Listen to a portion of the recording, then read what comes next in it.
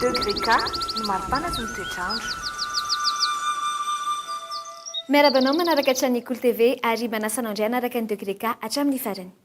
Raha ny mety toetrany ny andro ary ny alatsinainy faharoa amby roapolo ny volana Jolay taona 2024 dia toy izao manaraka izao indray. Ao Anatananarivo aloha dia andrahoana ny andro ny maraina ary isy masoandro ihany tolakandro anodidina ny 9 ka hatramin'ny 20 degré ny maripana. Ho Antsirabe kosa dia fandimby rahona sy masoandro ny maraina ary sava tanteraka izany arivo 4 ka hatramin'ny 20 degré. Faritany ny Fianaratsoa dia isy masoandro mandritra ny tontolo andro 4 ka hatramin'ny 20 degré ny maripana voavinavina. Raha atao masina indray ianao sy tsika teny dia iserika manify ny voamaraina sy ny mitatao vovonana. Ifandimbiana nefa ny aveo ny rahona sy masoandro ny lelan'izay ary ny tolakandro dia ibalika be ny masoandro ary andidina ny 20 degré ny maripana ambondrindra. Ho an'i Sainte Marie dia isy rotsakorana mandritra ny tontolo andro ny alatsinainy 20 ka hatramin'ny 4 degré ny maripana. Ho Anatsirana kosa indray dia ifandimby rahona sy masoandro ny maraina sy ny hariva. Anelanelan'izay dia mety ahitana orana tandrifindraona. Anelanelan'ny 1 ka hatramin'ny 7 degré kosa ny maripana voavinavina. Ho an'Ozibe dia isy masoandro ny maraina ary mety isy orana manify any amin'ny faraparany folakandro iny.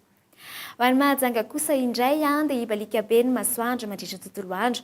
Tafakatra 1 degré ny maripana ambondrindra. Torak'izay ihany koa ny mety toetrany ny andro any Toliara ary andidina ny 15 ka hatramin'ny 20 degré. Tsy ampakan'izay Morondava fa mbola ibalika ihany masoandro 17 ka hatramin'ny 20 degré ny maripana. Ary amaranantsika azy raha eto Madagasikara dia fifandimbiasan-drahona sy masoandro mitoetra ny maraina. Antaolany andro mety ahitana orana manify kosa nefa ny tolakandro 14 degré ny maripana ambondrindra. Ho andro nosy manodidina antsika kosa indray dia fifandimbiasan-drahona sy masoandro mitoetra any La Réunion. Toy izay ihany hatrany any Maurice izany hoe mbola ifandimby ihany koa ny rahona sy masoandro mandritra ny tontolo andro. Any Comore dia isy orana tandrifindraona ny maraina fa isava ihany izany avy eo. Ary farany any Seychelles dia ho malika ny andro amin'ny ankapobeny ary mety ahina nisy ny orana manify mihitsy eny tena ny andro iny. Amin'ny ora mahery 20 minitra ny fipisaha masoandro ary amin'ny 10 ora mahery 30 minitra kosa ny filetehany. Akasitraka indray ianao nanaraka an'izay mety toetrany ny andro izay hatramin'ny farany ary manasanao tsy hisaraka amin'ny KOLO TV veloma tompoko.